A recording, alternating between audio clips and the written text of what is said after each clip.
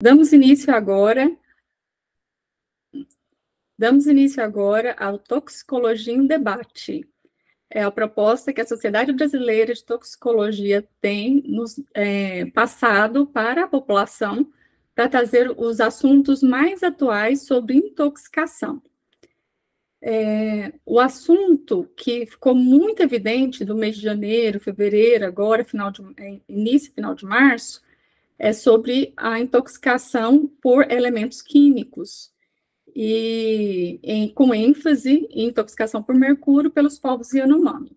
Tendo isso em mente, nós quisemos abordar esse assunto e mostrar para a comunidade científica, para a população, para os estudantes, o impacto das intoxicações dos elementos químicos e como esses produtos eles são analisados, eles são quantificados, e para isso nós trouxemos duas excelentes professoras, doutoras, que são muito entendidas na área.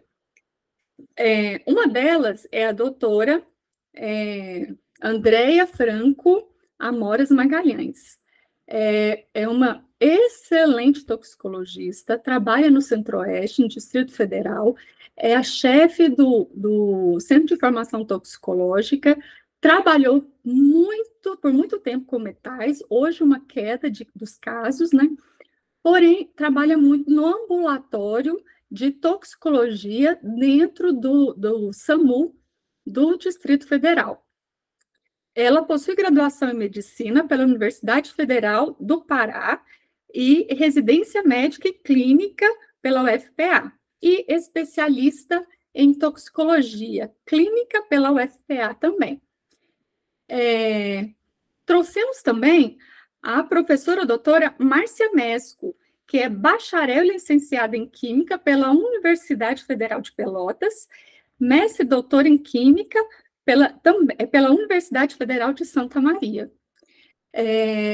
As duas, elas apresentaram abordagens diferentes sobre o mesmo assunto, porém, uma mais voltada para a parte médica, para a parte ambulatorial e para a parte sinais e sintomas das intoxicações por elementos químicos em geral, e posteriormente falando um pouco sobre esse caso dos povos Yanomami. A professora Márcia Mesco vem também para falar da parte analítica, do que a gente pode extrair, quais são os testes que nós temos aí, e também tendo um enfoque que é congruente com as duas, tanto para o lado médico quanto para o lado analítico. Diante disso, eu convido a professora doutora Andréia para poder começar a sua palestra. Vou fazer uma breve apresentação dela, em que a professora, ela possui graduação em medicina pela Universidade Federal do Pará, fez a residência médica em clínica médica pela UFPA, especialização em toxicologia clínica pela UFPA. Tudo finalizando em 1991 a graduação, 1994 a residência e a especialização em 2002. É especialista também em Medicina do Trabalho pela Universidade de Brasília, em 2005, mestrado em Ciências da Saúde pela Universidade de Brasília, também em 2005, título de especialista em Medicina do Trabalho pela Associação Nacional em Medicina do Trabalho, em 2007, especialização em Perícia Médica pela Universidade Gama Filho, em 2011, título de especialista em Toxicologia Médica pela Associação Médica Brasileira, em 2015, tem um doutorado em Ciências da Saúde pela Universidade de Brasília, em 2017, e atua na clínica médica, Medicina do Trabalho e Toxicologia Clínica Ocupacional, principalmente no CIATOX e no ambulatório de toxicologia, dentro do CIATOX, que é dentro do SAMU, dentro da Secretaria de Saúde do DF.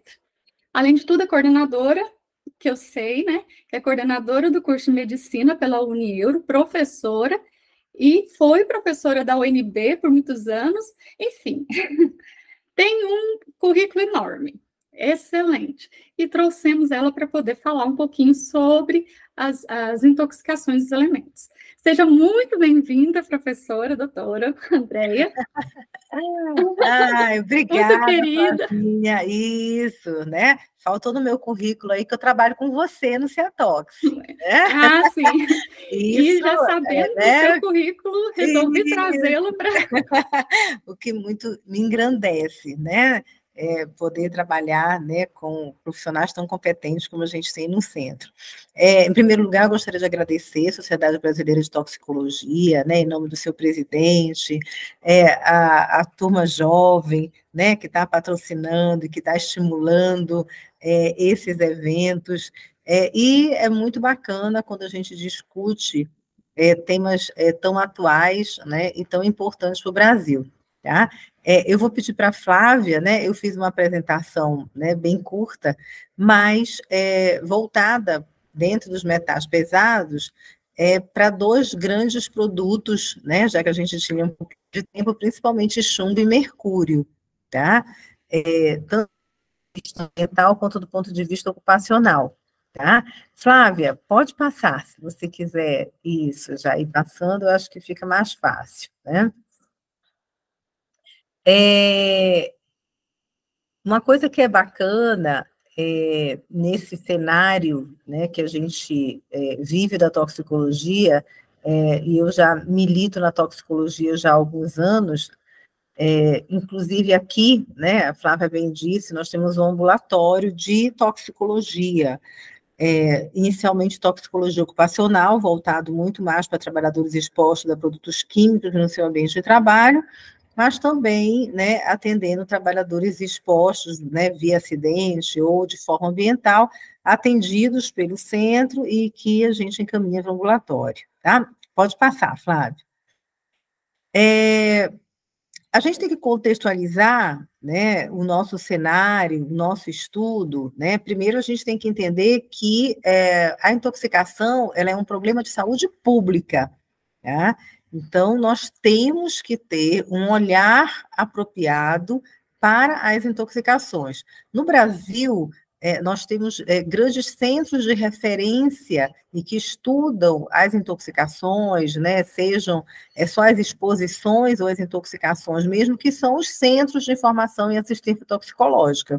Aqui nós temos mais de 30 centros no Brasil, espalhados por diversos estados brasileiros, aonde se atende intoxicação, seja por metais, medicamentos, drogas de abuso, animais peçonhentos, né, produtos químicos industriais. Então, a gente atende a toda a gama de produtos ao qual a população está exposta. E nós somos também a grande porta de entrada da toxicovigilância, porque a partir dos dados que nós temos, né, não só dos dados de acidentes, de intoxicações, mas os dados de óbito, a gente consegue dizer o que acontece com aquela região e passar para os nossos órgãos reguladores, principalmente a Secretaria de Saúde, para que medidas de saúde pública sejam feitas e sejam postas. Tá? Pode passar. E aí, quando a gente fala de metal pesado, né, a gente pensa que, lógico, né, a exposição aos metais, elas são muito antigas, né? Então, você tem registros, né, da época de Cristo, né? Se guardavam os vinhos, né, dentro dos barris, a fabricação de armas, e, lógico, né, com a Revolução Industrial, né, o processo fabril ficou muito mais acentuado, e hoje, né, nós temos, né, uma produção industrial intensa e, lógico, com uma exposição maior. Tá? Uma coisa que é muito importante é que os metais, eles são acumulativos. E lógico que nós podemos ter exposições agudas, né, exposições subcrônicas, mas o que mais se vê dentro do nosso cenário, seja de exposição ambiental ou ocupacional, são exposições crônicas. Tá? E aí a possibilidade, né, de bioacumulação desses metais, né, pesados, né, e aí dentro dessa cadeia alimentar, né, e aí nesse cenário, né, a gente vai ver que o mercúrio tem uma importância muito grande, tá? E a tendência é que essa produção ou essa acumulação fique cada vez maior à medida que, né, cresce o nível trófico, né? Então, os seres humanos, como são o último da cadeia, então a possibilidade de risco, né, e de dano e de contaminação é muito maior, tá? Pode passar. Uma coisa que é muito importante nessa toxicologia, né, dos metais, né, só para relembrar, né, nós temos muitos alunos que vão estar assistindo, tá? A intoxicação aguda, a gente caracteriza do ponto de vista didático como uma exposição que ocorreu nas últimas 24 horas, tá? E aí os efeitos, eles são imediatos, né? Ou a possibilidade de efeitos aí em torno de 15 dias. A subaguda ou crônica, né, ou subcrônica, é também uma distinção bem didática, ela revela o seguinte: a exposição a um determinado produto, um determinado agente, por um período aí de 3 meses. E a intoxicação crônica é quando você está exposto àquele produto acima de 3 meses, e aí, no caso dos trabalhadores, a gente está falando de trabalhadores expostos 8 horas por dia, 40 horas por semana, durante um longo período da sua vida. Tá? As intoxicações, elas também são divididas em leves, moderadas ou graves, tá? Dependendo da intensidade da sua sintomatologia, então a gente classifica em grau de gravidade, tá? Então, leve, né, é possível rapidamente reversível, né? Moderado, já vou ter distúrbios mais intensos, né, com mais organismos alvo, tá, sendo afetados, e as severas podendo causar até a morte, tá? Pode passar.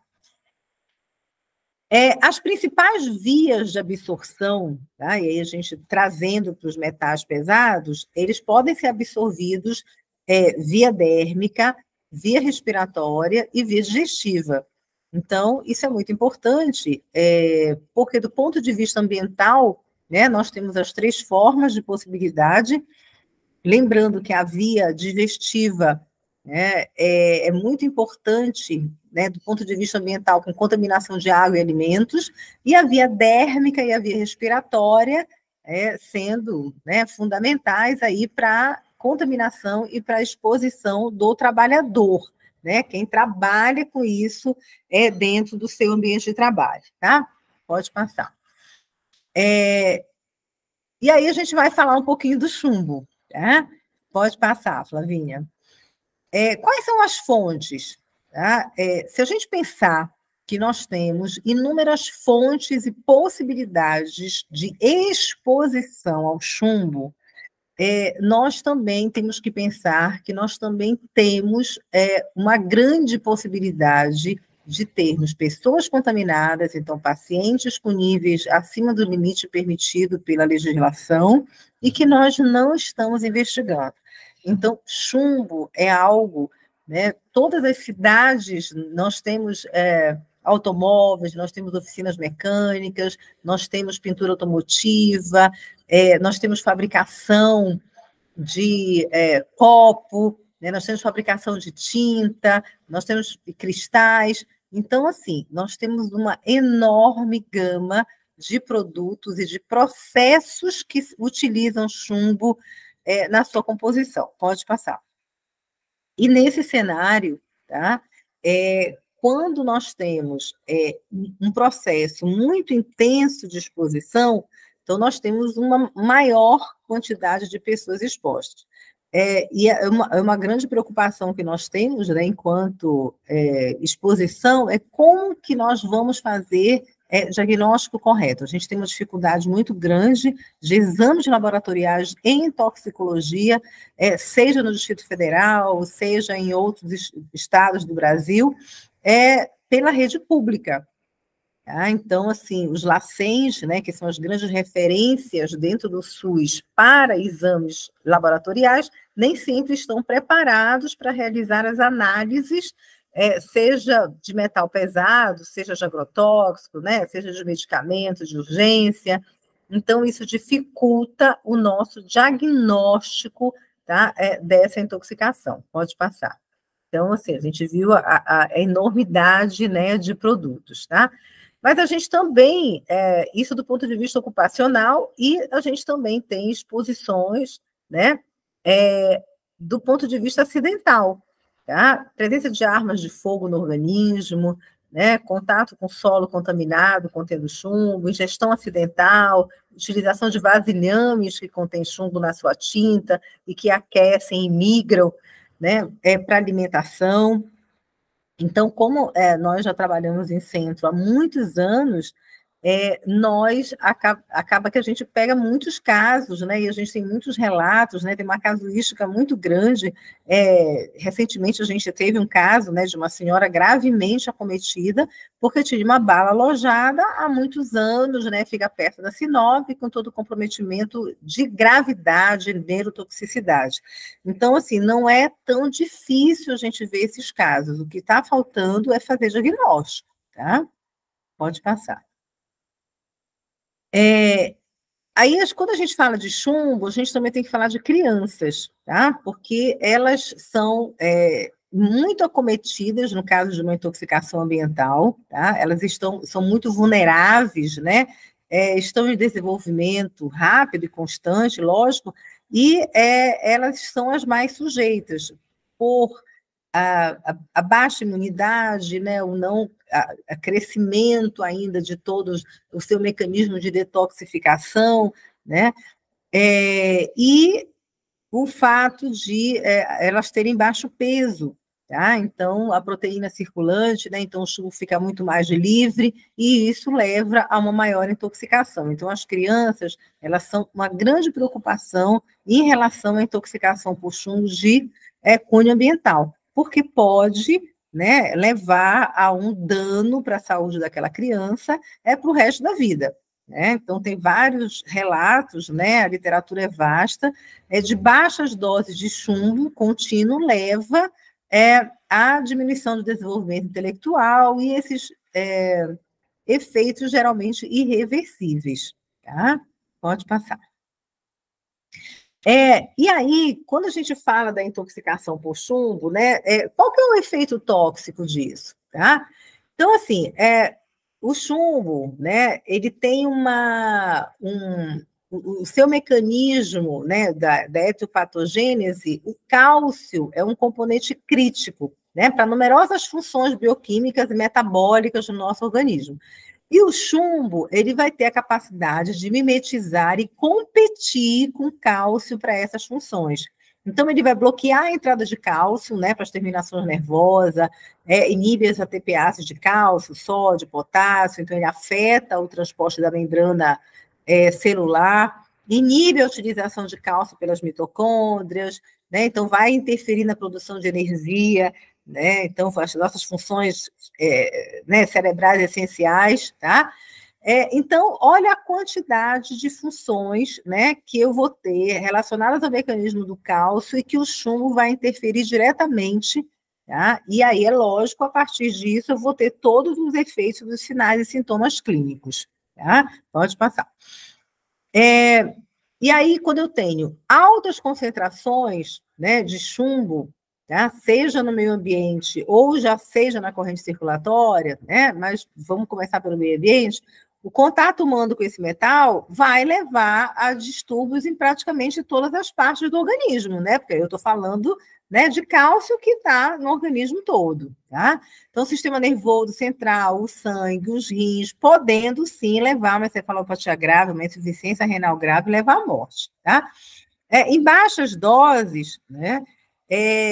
Não que em altas doses não tenha, mas em baixas doses a gente começa primeiro, né, com alteração na produção de hemoglobina, tá? Então, vai ter um distúrbio, né, desse processo do M, né, processo bioquímico também, e que vai levar às alterações psicológicas e comportamentais, né, a partir desse processo, né, além das alterações hematopoéticas próprias, tá? Pode passar.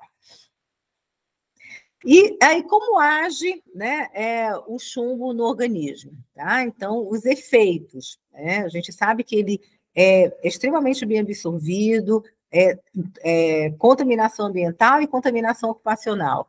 Então, ele pode causar anemia, inibindo a síntese da hemoglobina, tá? Ele vai afetar o sistema nervoso central, né, causando as neurotoxicidades todas a partir dos danos, né, da ligação com cálcio, atinge o nervo óptico, principalmente em crianças, tá? É muito mais frequente. A nefrotoxicidade, hipertensão arterial, fraqueza muscular e aí neurológica, dedos e punhos, né? Antigamente a gente via muito isso, né? Punho caído, que é uma lesão de livro, né? Eu, infelizmente, cheguei a ver, né? Aqui em Brasília, inclusive, né? Um paciente que trabalhava numa gráfica, punho caído por exposição ao chumbo, tá? E é lógico, né? A inibição de cálcios e proteínas, tá? Pode passar. Uma coisa que também... Pode passar, Flavinha.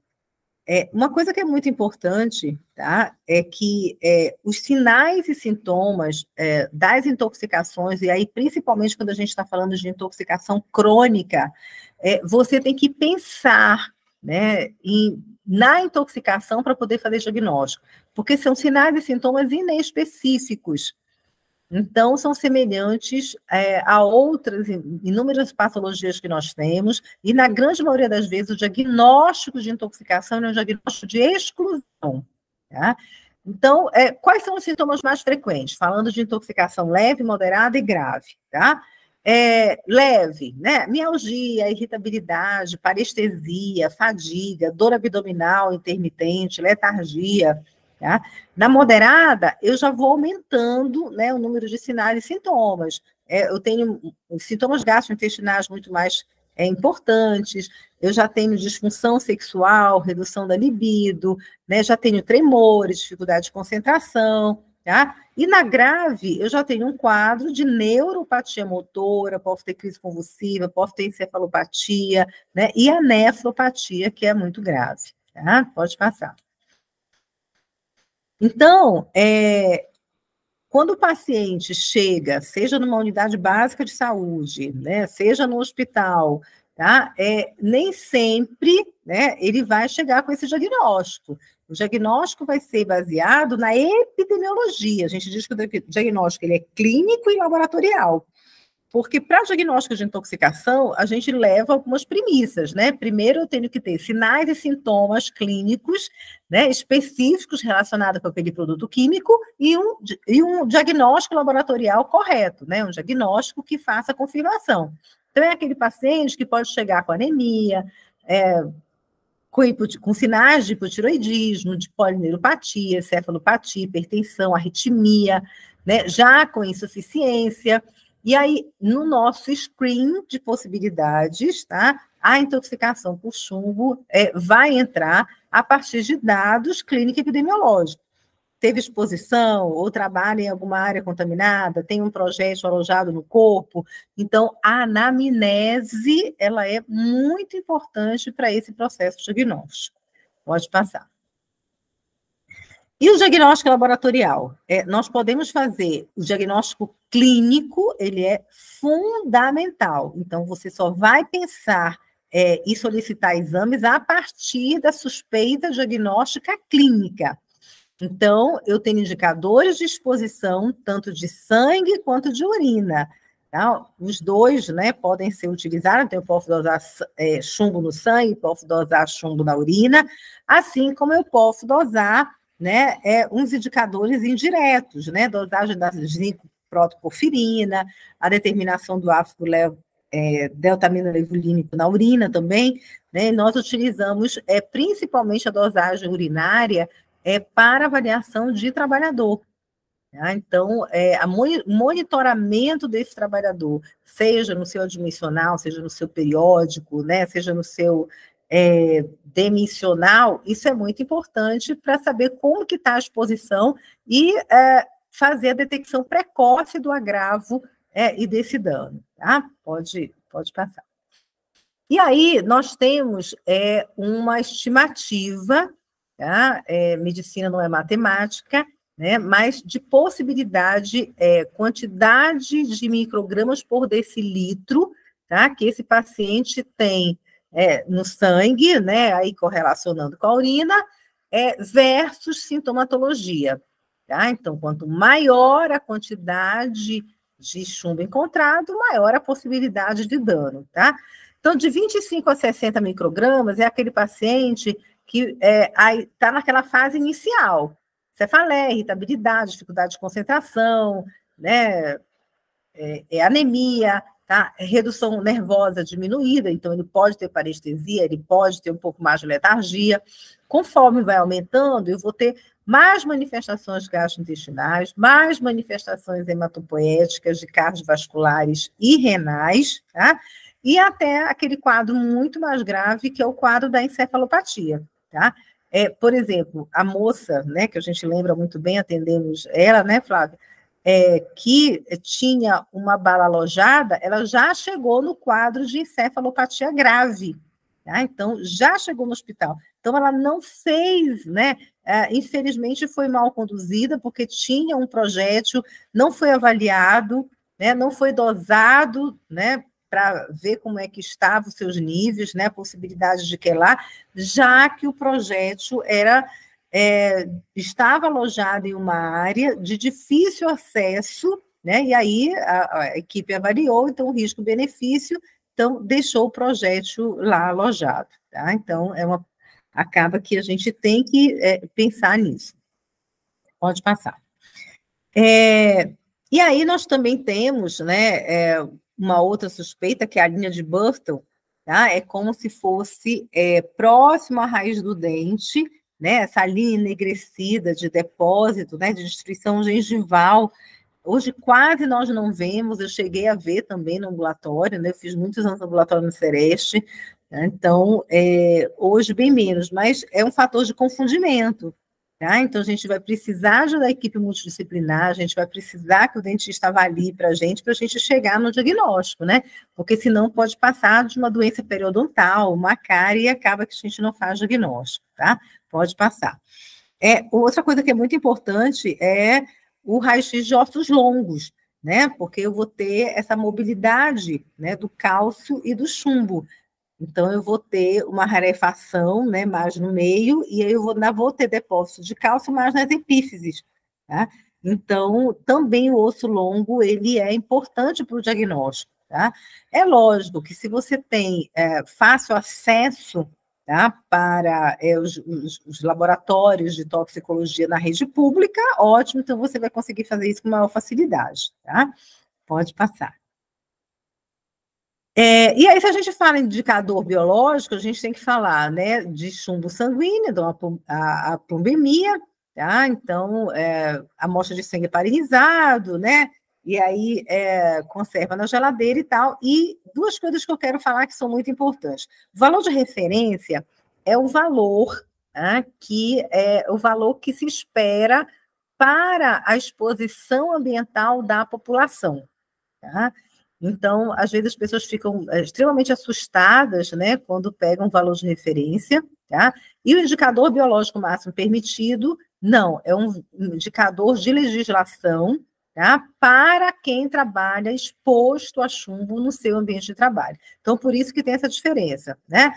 Para a população em geral, que eu estou exposto só à contaminação ambiental, e para quem trabalha, né, com a exposição ocupacional. Pode passar. E aí, eu também tenho, né, os indicadores tanto do delta-aminolevulínico quanto da aziprotoporfirina, né, com valores de referência, né, seja para a comunidade, para a população e para o trabalhador, tá? Então, é a mesma coisa, nós temos esses dois, pode passar. E aí, né, eu estou suspeitando que um paciente tenha a possibilidade de ser um intoxicado por chumbo, tá? Dependendo de como ele chegue, né? Se é uma intoxicação grave, se é uma intoxicação leve, tá? Uma intoxicação gravíssima, né? A gente pensa no diagnóstico, mas tem todo o processo do ATLS, manter ele vivo. A anamnese é muito importante, realizar a descontaminação quando possível, né? Nem sempre vai ser possível no processo de intoxicação crônica, tá? Nós administrarmos antídoto, né, quando há necessidade e quando existe disponibilidade, tá? Tratamento sintomático, as orientações gerais, internação ou tratamento ambulatorial e a notificação, né? As intoxicações são doenças de notificação compulsória e nós precisamos notificar. Pode passar. Nesse caso, tá, nós temos a possibilidade de quelação, tá? Então, nós temos um antídoto, que é um quelante, tá? Disponível, né, do ponto de vista comercial. Talvez a gente não tenha uma disponibilidade a tempo e a hora dentro dos nossos serviços de saúde, tá? Principalmente da rede pública. Tá? Então, nós não temos uma rede de antídotos no Brasil para que a gente possa disponibilizar isso de forma mais fácil. Mais importante é que a gente tenha as medicações, tá? Então, a gente pode utilizar várias medicações, né? Mas a gente utiliza principalmente o DMSA, tá? E aí nas doses específicas, tanto para adulto quanto para criança, tá? A gente pode administrar BAL também, a DTA, conforme a disponibilidade da minha localidade, da minha região. Por que eu estou falando tanto isso? Porque é muito difícil, às vezes a gente tem uma urgência de metal pesado e não é fácil a gente conseguir o quelante, mas o fato é que o quelante existe, né? Então a gente tem uma rede de centros, a gente pede emprestado, né? E aí tenta ver como que se consegue para utilizar esse paciente, mas nós temos farmácias no Brasil, né, principalmente farmácias de manipulação, que fazem, que manipulam também essa medicação e podem oferecer. Pode passar. Então, a gente tem, né, uma possibilidade enorme, né, o de Mercaprol, né, tanto para arsênico, para mercúrio, para chumbo, né, o ácido de mercaptopropanil, o DMSA, o EDTA cálcio, né, que são alguns, né, dessas substâncias que são utilizadas, que são as substâncias mais queladas, né, porque são aquelas que nós fazemos mais diagnóstico da intoxicação ou da contaminação, tá? Pode passar.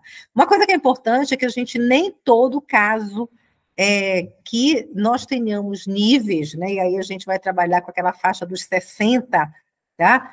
Microgramas por decilitro, principalmente se for um trabalhador exposto a chumbo, abaixo disso, né, com sintomas baixos, né, ou com poucos sintomas, a gente não vai quelar. A gente tem que lembrar que os quelantes também são medicamentos com toxicidade, né, com possibilidade de reações adversas. Então, no caso do chumbo, a prevenção, né, principalmente quando a gente fala de trabalhador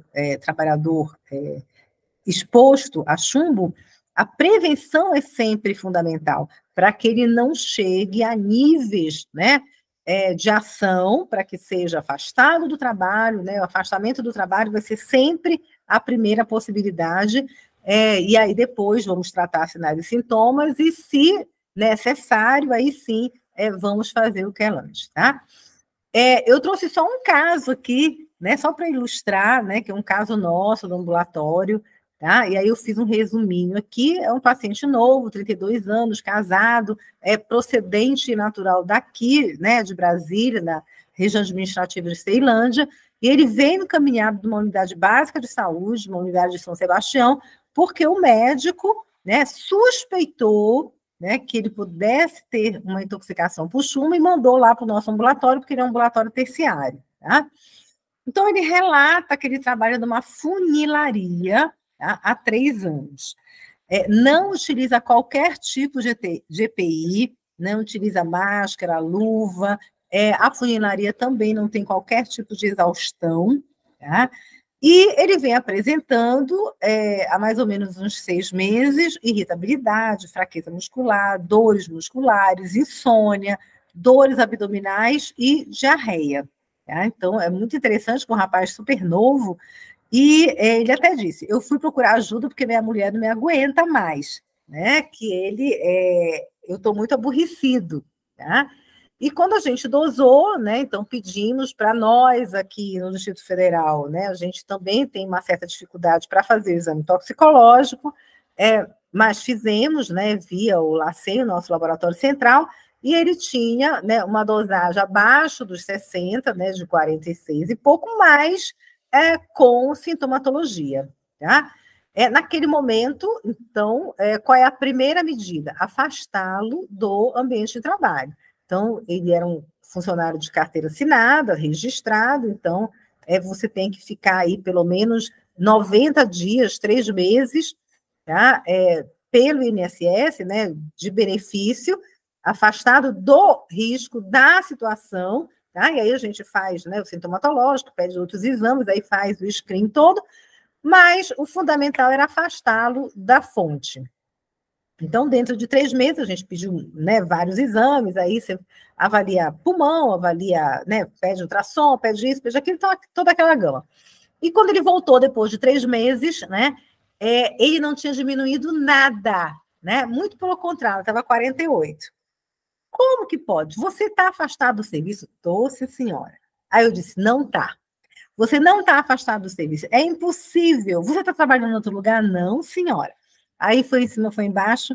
E aí o fator de convencimento para ele foi que se ele não contasse a história direito, ele ia piorar e ele ia ficar impotente. Né? Então, é um grande fator de convencimento. E aí ele disse, não, eu fiz um acordo com meu patrão, eu estou pelo INSS, mas eu continuei trabalhando lá para ganhar por fora. Tá? Então, assim, é uma realidade, né? E aí, como a gente estava dentro do Sereste, né, fez toda a logística lá com o patrão dele, mas a gente teve que utilizar de uma persuasão muito grande para que ele entendesse que ele precisava ficar afastado, que esses sintomas não iam passar e que, muito pelo contrário, iam piorar. Tá? Então, uma coisa que eu tenho aprendido durante todo esse tempo é que, mesmo a gente atendendo os trabalhadores, mesmo eles vendo que o exame, que tem uma alteração, ele precisa estar muito convencido, né, que aquilo vai ter um impacto a longo prazo na vida dele, para que ele mude a atitude ou que ele faça o tratamento adequado. Tá? Depois ele ficou bem, né, e tal, a gente de vez em quando acompanha, ele tá bem agora. Tá? O próximo, só para a gente compartilhar um pouquinho, né? E agora a gente vai falar do mercúrio, né? Vamos falar um pouquinho do mercúrio, que está tão em voga agora nesse processo, tá? O mercúrio, ele é o único metal líquido à temperatura ambiente, né? Quem nunca, quando criança, quebrou um termômetro de mercúrio e brincou aí com essas bolinhas, né? Os termômetros ainda são vendidos, termômetros de mercúrio, apesar de ter uma legislação que eles vão ser diminuídos, né? Com o passar dos anos, mas de vez em quando, sim, a gente tem alguns acidentes de criança que quebra mercúrio, ingere as bolinhas de mercúrio e tal. A gente vai já ver, tá? Pode passar. E aí o mercúrio, a gente tem tanto mercúrio inorgânico, mercúrio orgânico e mercúrio elementar, tá? O mercúrio inorgânico, ele é bem absorvido pela pele, tá?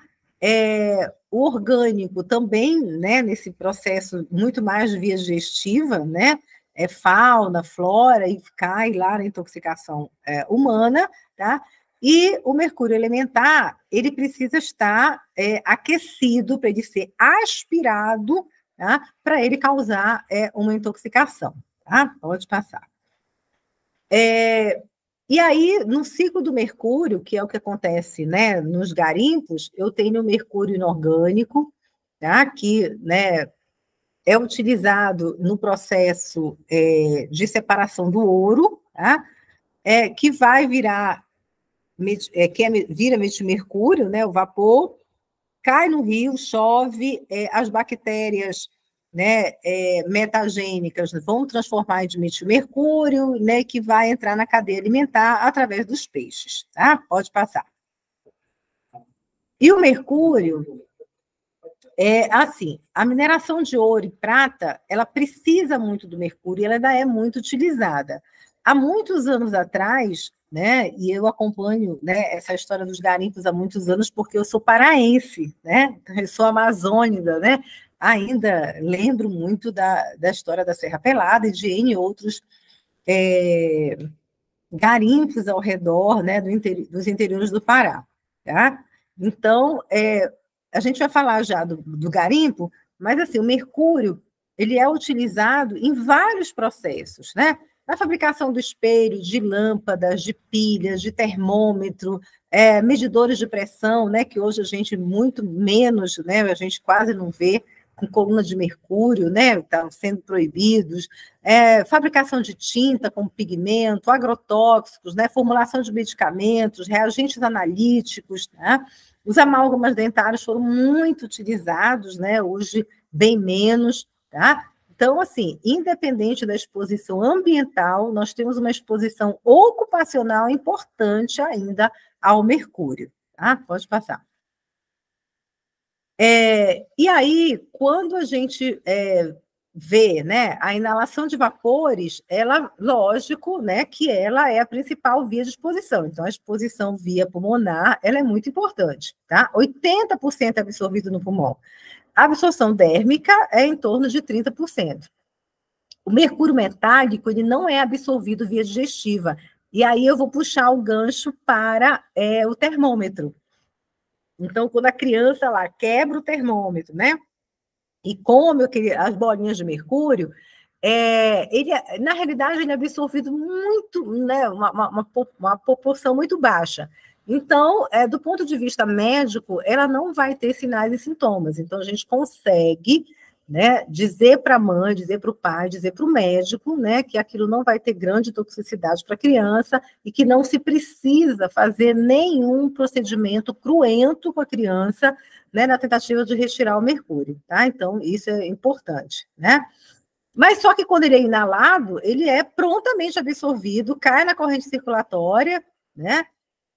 E aí atravessa a barreira hematoencefálica, deposita em rins, em fígado, em sangue, medula óssea, parede intestinal, tá? Aparelho respiratório, os ossos, pulmões, então tem uma gama de possibilidades de dano, tá? Pode passar. E aí a gente vem para a história do garimpo, né? Seja de Serra Pelada, né? Eu quis trazer ainda a história da Serra Pelada, né? Do garimpo ilegal, né? Justamente, né? Porque você tem uma bateia, né? Que chama, tá? Então você pega o cascalho, né? Aquilo ali que está misturado com terra. Tá? Então, você precisa jogar o mercúrio líquido ali dentro, aquecer, tá? Ele vai grudar com o ouro e vai separar só o ouro. Tá? Então, nós utilizamos hoje no Brasil uma quantidade muito grande de mercúrio. Tá? Se a gente já tem os garimpos, né, ditos legais, imagina a quantidade de ilegais que nós temos aí, Amazônia fora. Tá? Pode passar. E aí, nesse processo, o mercúrio, né, utilizado na garimpagem, por que ele é utilizado de forma líquida? Né? Porque ele atrai o ouro, tá? Ele vai se ligar, né, e vai formar uma substância, quando aquecido, tá? O mercúrio vai evaporar, né? Além de sobe, e aí quando chove, a Amazônia chove muito, chove, cai no rio, então vai contaminar o solo, né? E aí esse mercúrio pode provocar muitas complicações, tá? E ele vai se acumular na cadeia alimentar. Então, a gente está falando muito da Amazônia, mas está, né, muito bem descrito, né, a doença de Minamata, né, lá no Japão, né, que aconteceu há muitos anos atrás, baseado numa fábrica, né, que existia em volta de uma lagoa e que os rejeitos, né, foram contaminando os peixes e contaminaram as pessoas, né, a semelhança do que pode acontecer conosco aqui em grande escala na Amazônia, tá? Pode passar. Então, quais são os sintomas, né, de uma intoxicação mercurial? Tá? São sintomas muito voltados para a parte neurotóxica. Então, tremores, perda de memória, insônia, depressão, dores de cabeça, fraqueza, labilidade emocional. Então, o cunho da neurotoxicidade para o mercúrio é muito importante e é muito intenso. Tá? E aí você vai ter que fazer também diagnóstico, né? A partir daquele paciente, né? Sem falar agora nos garimpos, a partir daquele paciente que trabalha com lâmpada, a partir daquele paciente que trabalha numa fábrica de espelho, tá? A partir daquele paciente que trabalha com agrotóxico, né? Que pode ter uma contaminação mercurial, tá? Então você tem que ampliar o leque de possibilidades. Pode passar. E aí o indicador biológico, né, a gente tem uma meia-vida aí, né, em torno de 2 meses para essa dosagem, né, específica, seja de sangue, seja de urina, tá? Então também tem excreção urinária, né? Nós também temos, né, um valor de referência, principalmente para a urina, né, para a população em torno de 5 microgramas, e o indicador biológico máximo permitido em torno de 35, né, para a legislação brasileira da NR7, né, as nossas normas regulamentadoras do Ministério do Trabalho, e para o mercúrio sanguíneo, né, para a população não exposta, aquele de cunho ambiental, entre 1 a 8 microgramas, né, e o mercúrio urinário de 4 a 5, tá? Então, assim, nós temos tanto valores para a população exposta do ponto de vista ocupacional, quanto valores para a população não exposta. Lembrando que a gente vai atrelar este exame à clínica e ao o que o trabalhador conta de epidemiologia e de história de vida ocupacional ou ambiental. Pode passar. E aí, de novo, né, intoxicou, né, as etapas todas desse processo, né, eu gosto de relembrar, para que a gente não perca de vista, e principalmente as notificações, tá? Pode passar. No tratamento, aqui nós também temos quelante, tá? Aqui nós temos o DSM-SA, bem mais utilizado, né, com maior facilidade de acesso, apesar que a gente ainda tem dificuldade, sim, na rede pública desse acesso, tá?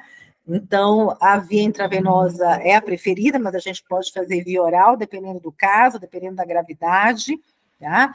E lembrando também que nem todo caso vai exigir quelação, né? Nós temos que avaliar risco-benefício em função de todos os efeitos adversos que essa quelação traz, tá? Pode passar. Aqui eu estou trazendo um caso clínico, né, que é um caso que eu atendo já há alguns anos. Eu já atendo uma moça, na época ela tinha 13 anos de idade, eu atendo desde 2018.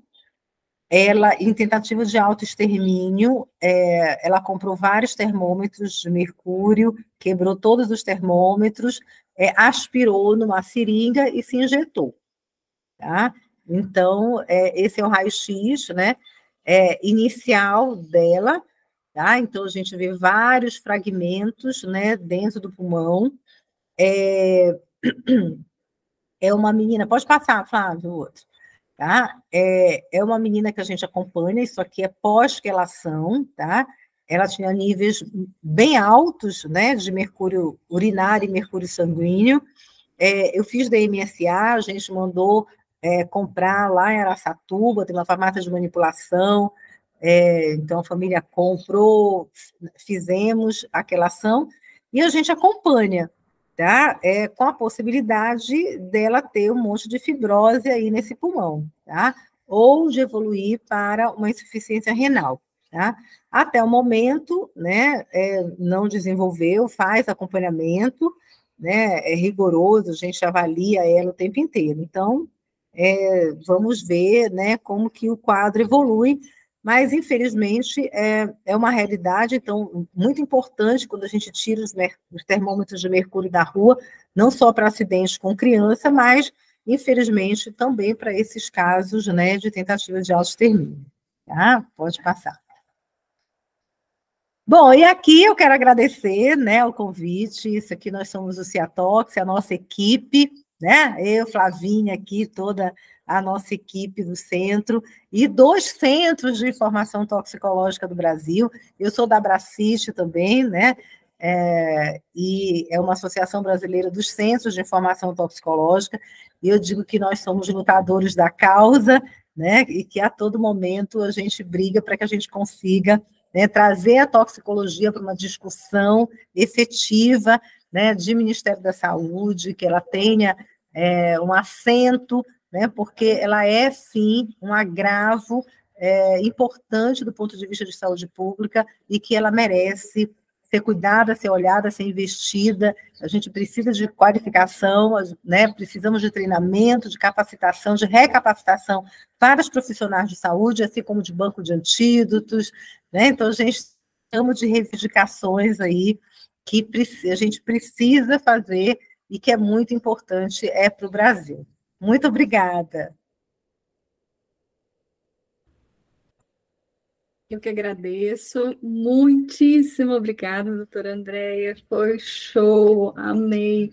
E eu acredito que todos que vão assistir vão adorar, porque veio a somar muito, muito pela sua experiência, pelo que a gente pode ver, por muita coisa que a gente sabe que passa e está aí, né? Tem as intoxicações acontecendo e a gente não está conseguindo ver, né? Esse do chumbo, principalmente, me preocupou bastante, assim, no nosso trabalho lá, na nossa lida, e eu lembro do caso ali, do projétil, né? E todos esses casos vêm e a gente precisa estar preparado para eles. E eu faço suas palavras as minhas também, mas eu agradeço muitíssimo a ter aceitado. E aí eu peço licença um pouquinho para a senhora para convidar agora a nossa próxima convidada, nossa próxima ilustre convidada, que é a doutora Márcia Mesco. Vou fazer uma breve apresentação dela. Também uma pessoa ímpar na área. Ela é bacharel e licenciada em Química pela Universidade Federal de Pelotas, mestre e doutora em Química Analítica pela Universidade Federal de Santa Maria.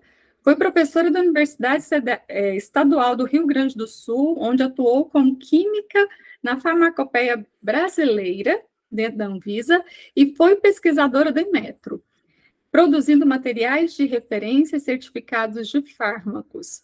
É professora associada da Universidade Federal de Pelotas desde 2009 e atua nos cursos de bacharelado em farmácia e química forense, além de pesquisadora nos programas de pós-graduação em química, bioquímica e bioprospecção e ciência e tecnologia e alimentos da Universidade Federal de Pelotas.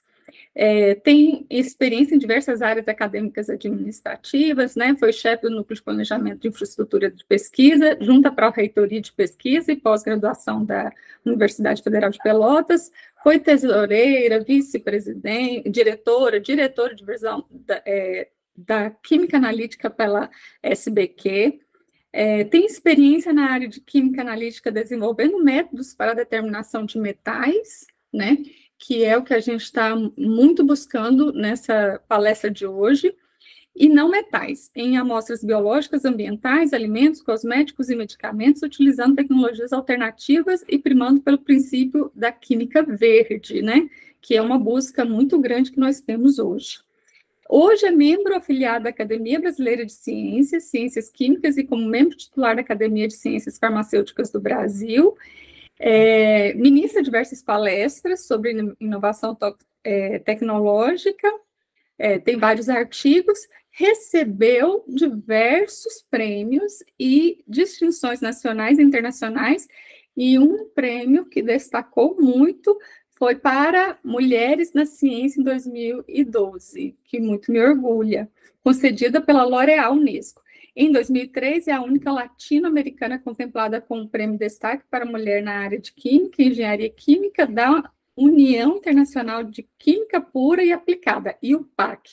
Esse prêmio, ele foi concedido esse ano, em 2003, né?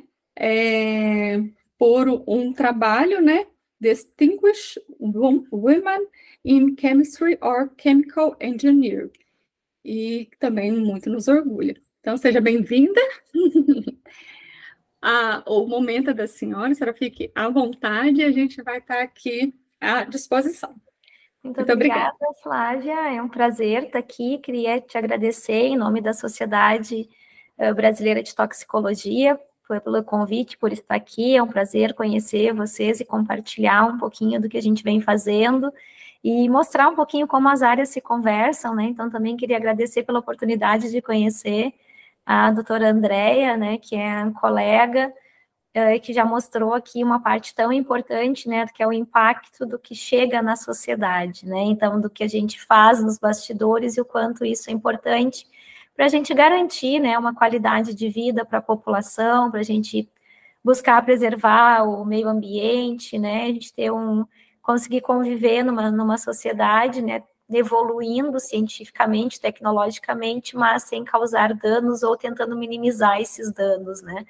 Então, quando eu fui convidada para essa palestra, eu fiquei pensando, né, eu como química, o que mostrar, mas eu acho que é isso bem a importância, a relevância do tema, de tudo que a gente tem visto, né, dos impactos das nossas ações, e o quanto o estudo, a ciência, o desenvolvimento científico pode ajudar, né, nesse sentido, para a gente obter novas informações, né, então eu busquei trazer alguns métodos, algumas ideias do que a gente vem fazendo e o quanto isso pode somar, né? Ou às vezes a gente pode investigar outros sintomas. Então, eu busquei aplicações diferentes dentro da parte de química analítica, porque como a Flávia me apresentou, eu sou química e trabalho no desenvolvimento de métodos e buscando cada vez mais desenvolver métodos que atendam às demandas, né, da sociedade. Então, a gente trabalha muitas vezes com amostras biológicas, eu vou mostrar algumas coisas com cosméticos, com alimentos, que eu acredito que vá ao encontro do interesse da temática para a gente discutir, né, um pouco também a parte ambiental. Então, vou projetar aqui minha apresentação.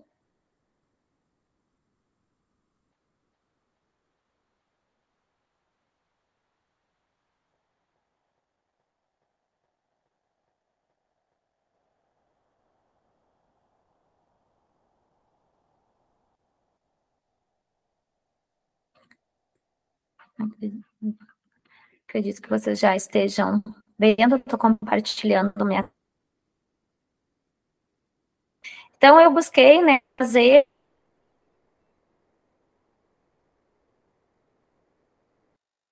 potencialmente tóxicos e estudos de especiação química, porque também foi mostrado ali pela nossa colega doutora Andréa que existem espécies, no exemplo do mercúrio, né, que podem ter toxicidades diferentes e também é importante que a gente consiga avaliar, né, essas espécies no organismo e saber quais são as concentrações dessas espécies e quando que nós estamos expostos, né? Então, só fazendo um breve histórico do que já foi comentado aqui, né? A gente fala do termo metais pesados ou metais tóxicos, então a gente tem ao longo da história, infelizmente, muitos relatos de intoxicação, então começa lá, né, na época do Império Romano, as intoxicações com chumbo, em função dos cálices, né, que eram extraídos quando se tomava vinho, em função do pH, então já se conhecia alguns históricos em relação a isso, depois casos de intoxicação com mercúrio, mercúrio e cádmio, né, e até que nós temos casos, infelizmente, também no Brasil, né, onde nós temos um dos impactos ambientais que mais conhecidos é a extração de ouro, né, em função da utilização de mercúrio nos garimpos, né, e a exposição dos trabalhadores, assim como outros casos, como já foram relatados, né, então, dentro desse contexto, né, então, essa discussão dessa toxicologia ambiental e impacto na saúde, destacando, né, a saúde indígena e a intoxicação, como que a gente avalia, o que a gente pode buscar prevenir, e dentro da minha área de atuação, o que a gente pode buscar desenvolver para avançar, né, até em algumas legislações, que eu vou mostrar um pouquinho que em algumas situações a gente nem tem legislação muito clara, né, e o quanto a gente pode estar exposto no dia a dia a pequenas doses e concentrações desses elementos. Então, a primeira coisa que eu queria trazer aqui é a gente conceituar um pouco, né, o que a gente chama de metais pesados, que a gente tem algumas definições para esse termo, metais pesados, e aí a gente tem definições químicas, né, uma delas, por exemplo, que eles reagem com os íons sulfeto ou hidróxido, formando precipitados insolúveis em água, isso foi utilizado nos últimos 50 anos, mas mais recentemente a gente vem definindo esse grupo de elementos como os metais nos grupos 3 a 16 da tabela periódica, que estão do quarto período e sucessivos. Então, só para vocês lembrarem lá da nossa tabela periódica, que é regulamentada pela IUPAC, inclusive, então seriam esses grupos aqui, né, do 3 ao 16, e do quarto período em diante. Então, seria esse grupo de elementos aqui que a gente caracterizaria como metais pesados e que poderiam se enquadrar né, dentro dos elementos que a gente, na verdade, está investigando a toxicidade. Mas ainda dentro dessa definição, ainda o alumínio, que a gente também conhece alguns impactos dele, a toxicidade do alumínio no nosso organismo, ainda estaria de fora dessa definição. Então, a gente vem também buscando, olhando para essa questão do que é um elemento essencial e do que é um grupo de elementos tóxicos. Então, a gente sabe que está muito relacionado com a dose de resposta no nosso organismo. Então, tem muitos elementos que nós consideramos essenciais, que eles têm uma resposta biológica, a partir de uma determinada concentração, o que a gente espera é que ele seja excretado, né, e não cause nenhum dano ao nosso organismo, mas a gente sabe que muitos deles, eles podem ficar acumulados em alguns tecidos. E a gente também tem um grupo de elementos que a gente não conhece uma função biológica definida para eles, e nesse grupo a tolerância biológica é muito pequena, né? Então, mesmo em pequenas concentrações de exposição, a gente já tem uma resposta biológica elevada, né? Então, a gente tem uma intolerância a esse grupo de elementos, que os mais famosos que nós conhecemos, né? Então, a gente falou aqui do caso do mercúrio e do chumbo, mas nós temos cádmio, antimônio, alumínio, berílio, entre outros tantos elementos que, dependendo da concentração, eles podem trazer danos imediatos, né, para o nosso organismo. E aí nós temos doenças que são conhecidas e, embora a gente saiba que tem grupos de elementos que são essenciais para a nossa saúde, nós temos, então, grupos de elementos que podem ser tóxicos. E aí eu trouxe um exemplo de que é um grupo de elementos que nós trabalhamos aqui no nosso grupo de pesquisa também, que é o grupo da família dos halogênios, né? Então, o iodo é um exemplo de um elemento que, dependendo da concentração, ele pode ter um efeito essencial, né, para o bom funcionamento da nossa glândula tireoide, mas em concentrações inapropriadas, ele pode causar distúrbio na glândula, né? Então, nós temos vários efeitos e que, inclusive, a gente pode confundir com outros sintomas de outras doenças, né? Então, é importante também que a gente tenha conhecimento dessa parte elementar e que a gente tenha capacidade de determinar adequadamente esses elementos para que a gente possa entender melhor o comportamento deles no organismo e que a gente também possa saber uma dose segura de exposição ou como desenvolver processos para que a gente possa diminuir essa exposição, né? Então, por exemplo, desenvolver equipamentos de proteção individual que sejam adequados, né? Então, é uma forma da gente diminuir a exposição, ou fazer um processo de produção em que eu consiga eliminar uma determinada concentração de um elemento, por exemplo, num cosmético, como eu vou mostrar, é uma forma que a gente tem de diminuir essas exposições, né, a esses elementos e um futuro problema de saúde. E aqui eu também queria destacar, né, que nós temos esses elementos que eles têm toxicidades diferentes dependendo do seu estado de oxidação, ou no caso do arsênio, do antimônio, que dependendo do cromo, né, que é bem conhecido também, dependendo do estado de oxidação, eles têm toxicidade diferentes, ou dependendo também se ele está na forma de um sal inorgânico ou ligado a uma molécula orgânica. E aqui a doutora Andréia já mencionou a situação do mercúrio, né, do mercúrio inorgânico e do metilmercúrio, por exemplo, ou outras moléculas orgânicas ligadas ao mercúrio que acabam aumentando a toxicidade desse elemento no nosso organismo, né? Então, também é importante que a gente desenvolva estudos que nos possibilitem detectar essas espécies e saber, né, até porque elas têm processos de biotransformação nos organismos, então é importante que a gente também leve isso em consideração para que a gente consiga desenvolver novos conhecimentos. Então, dentro da química analítica, vocês poderiam perguntar, mas Márcia, nós temos muitos métodos de análise para muitos elementos químicos em várias amostras, e sim, é verdade. Mas então a minha função, né, como química analítica, como pesquisadora, ela não teria relevância se fosse tão bem estabelecido assim, se a gente não tivesse todos os dias novas demandas. Então, obviamente que para muitos elementos, para muitos tipos de amostra, e dependendo da faixa de concentração, sim, nós temos métodos muito bem estabelecidos. Entretanto, nós temos a produção de novos materiais, novos medicamentos, uma indústria, né, muito crescente em todas as áreas, então, obviamente, a gente tem demanda por novos métodos. Assim como com a melhoria e com o desenvolvimento de novos métodos, nós vamos tendo informações melhores, mais confiáveis, né, e até inéditas que a gente não tinha, então, sem ter esse desenvolvimento desses métodos. E é isso que a gente vem fazendo. Então, embora exista, né, uma possibilidade enorme de técnicas instrumentais para a determinação de metais e não metais, né, a gente também tem uma necessidade de que se desenvolvam métodos adequados de preparação das amostras para que a gente possa utilizar essas técnicas com confiança. E é isso que a gente vem desenvolvendo. Então, nós trabalhamos muito, né, e sabendo que existe uma grande diversidade de métodos que se possibilita preparar a amostra para análise, que basicamente é transformar uma amostra sólida numa solução adequada para ser introduzida naquele equipamento para ser analisado, e com uma confiança adequada, é preciso que a gente faça uma combinação, né, dos métodos de preparo com a instrumentação, e existe uma grande tendência, como foi falado no início, né, a gente busca atender os princípios da química verde, que seria o quê?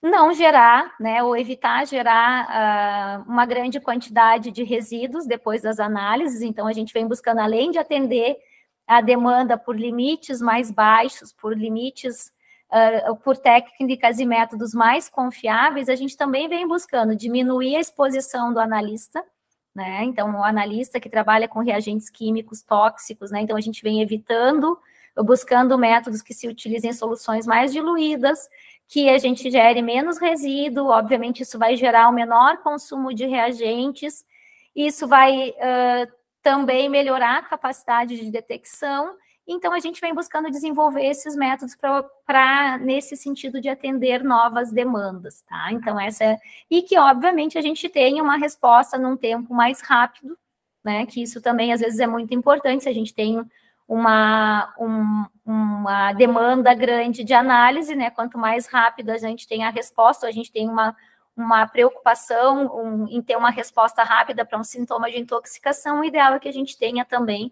métodos que nos possibilitem obter respostas mais rápidas. E aqui eu não vou entrar em detalhes na parte da química, mas a gente vem combinando, por exemplo, o uso de energias, como as energias de micro-ondas, com radiação ultravioleta, buscando, então, decompor, transformar as amostras de uma maneira mais adequada para análise, utilizando soluções diluídas. E aí, o primeiro exemplo que eu vou mostrar aqui é justamente na parte ambiental, né? Então, já que eu estou querendo preservar o meio ambiente, eu estou querendo monitorar as atividades antropogênicas, o ideal é que eu tenha métodos que quando eu utilize, ele não gere resíduos e não, né, esteja atacando o meio ambiente. Então, esse aqui é um exemplo de um método que a gente desenvolveu para avaliação de algas da Antártica, comparando com algas da costa brasileira, por exemplo, ou de outros lugares, para avaliar as atividades antropogênicas, né? Então, aqui só para vocês terem ideia do que a gente consegue fazer.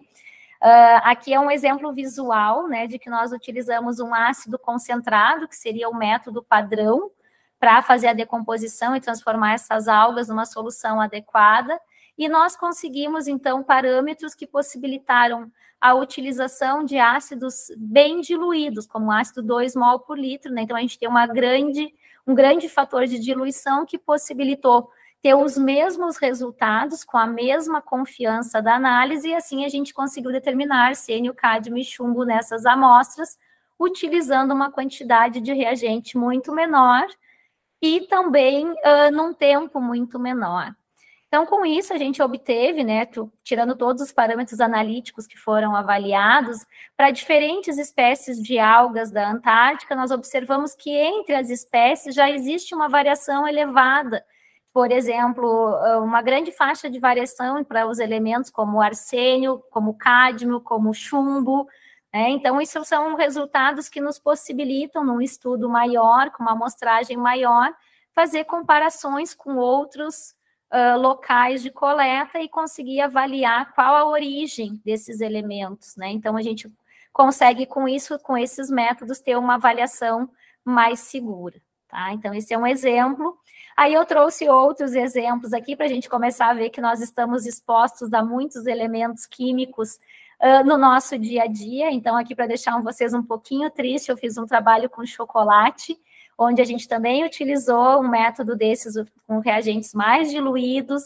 A gente conseguiu melhorar a capacidade de detecção e mostrar resultados inéditos para alguns elementos em chocolate, que em termos analíticos, ele é uma amostra com bastante gordura, então é bastante difícil de transformar essa amostra numa solução adequada para análise, né? Então, aqui a gente tem os resultados para arsênio, cádmio, níquel e chumbo, e depois a gente ampliou um pouquinho mais esse trabalho. Então, aqui são os resultados iniciais, onde nós temos chocolate ao leite, né? Chocolate branco e chocolate preto, e a gente começa a ver que tem uma variação nas concentrações dos elementos, né? Então, a gente tem aqui o cádmio no chocolate branco, a gente tem abaixo da capacidade de detecção do método, mas no chocolate ao leite já aparece, né, uma concentração, obviamente que não são concentrações tão elevadas, mas a gente começa a observar que já é uma fonte, né, de ingestão de alguns elementos, assim como para arsênio, outros elementos como cobalto, cromo, cobre, né? Então, a gente começa a observar que no chocolate ao leite as concentrações desses elementos são um pouco mais elevadas. Assim como a gente observa, né, que para alguns elementos, para alguns chocolates, alguns elementos, as concentrações não variam muito, como, por exemplo, o chumbo, mas aí a gente consegue detectar, embora baixas concentrações, a gente consegue detectar chumbo nesses chocolates, né? E aí a gente ampliou esse estudo, então, para esses elementos, mas variando a concentração de cacau. E aí nós observamos que para vários dos elementos a concentração aumenta conforme aumenta a concentração de cacau. Então, também são informações importantes da gente observar, né, para alguns elementos que a origem pode estar no próprio cacau, na região de cultivo, mas são concentrações ainda que a gente está mencionando, né, que estão dentro das concentrações, pelo menos até o momento, né, que a gente não considera segura, mas são fontes desses elementos que a gente começa a ter no nosso organismo. Outra fonte, né, de exposição que nós temos e que eu queria destacar aqui, até porque existe uma preocupação muito grande, porque mesmo no Brasil, como na União Europeia, né, então tem vários órgãos que eles não deixam muito clara qual a legislação para a presença de elementos tóxicos, né, ou potencialmente tóxicos, como nós gostamos de dizer, porque depende da concentração, em cosméticos, principalmente nos cosméticos para maquiagem, né? Então, existem algumas legislações, por exemplo, para chumbo, na legislação brasileira, né, que diz que não é que o nível máximo permitido de chumbo é de 20 microgramas por grama, e para outros elementos, como que são denominados de metais pesados, essas concentrações seriam de até 100 microgramas por grama, tá? Mas essas restrições, muitas vezes são ditas que não deve conter, ou é para algum pigmento, algum aditivo que é colocado no cosmético, mas a legislação não é muito clara, e isso é uma questão mundial que a gente precisa se preocupar, principalmente porque nós temos cada vez mais, por exemplo, crianças, né, cosméticos e maquiagens que são produzidos para crianças, então é preciso que a gente tenha uma preocupação, porque geralmente as exposições estão começando cada vez mais cedo, né, então é preciso que a gente pense nesses cuidados para daqui a uns anos a gente, né, evitar alguns problemas de exposição. Então, nós fizemos um trabalho aqui para cádmio e chumbo em batom, e não vou entrar também em detalhes analíticos, mas a batom é uma amostra bastante difícil de ser decomposta, porque ela é rica em gorduras, emolientes, agentes colorantes, né? Então, vários pigmentos que são adicionados, fragrâncias, né? Então, tudo isso dificulta para que essa amostra seja analisada.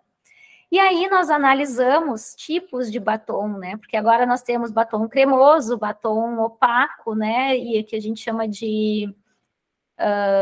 me fugiu o termo agora, mas é me fugiu agora o termo, mas o batom opaco e o batom cintilante, tá? Então, nós temos uma carga inorgânica que muda nesses batons, né? O cremoso tem mais gordura, né? Mais mais graxas, como a gente chama, como os emolientes, e os outros a gente começa a ter uma carga inorgânica para dar aquela opacidade ou para dar o brilho.